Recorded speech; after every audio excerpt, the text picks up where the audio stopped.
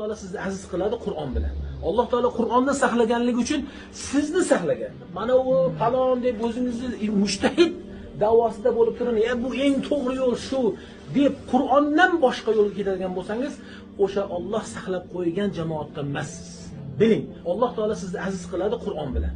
Alloh taolo Qur'onni saqlaganligi uchun sizni saqlagan. Sizni har bir kim harakat qilsin, sizni obro'siz qilib, sizni bir fitna qilib, sizni palon qilaman desa, Allohga qasamki o'zlariga shu dunyoda xorlik keladi va oxiratda ham keladi. Naslidan qiyomatgacha ulamo kelmaydi. Chunki ular ahlullohlar Allohning hifzidagi bo'lganlar. Ular otayotgan toshlari Allohga otiladi. Allohga kim tosh otiladi?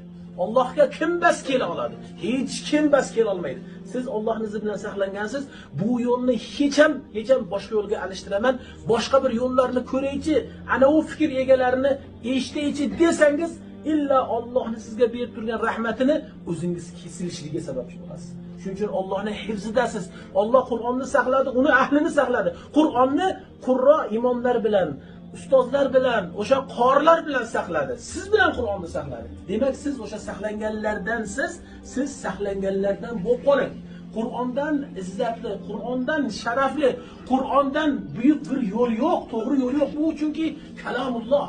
Allohning kalomi. Payg'ambar alayhisolatu vasallam qanday o'zlarini muborak og'izlaridan o'qib sahoba kiromlarga shu ta'limni, dinni bergan bo'lsalar, sahobalar mana shu holda tobiinlarga, tobiinlar sizni kuningizgacha, sizga bir sharaf deb Habibimiz, Sayyidimizgacha sizni sanadingiz boradi.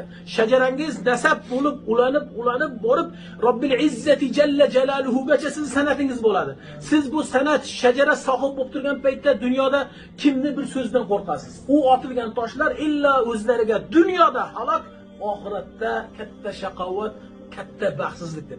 Shuning uchun siz xotirjam bo'ling, Qur'onni xotirjam bo'lib oling va uni xotirjamlikda tarqating, uning to'g'riligida bo'ling.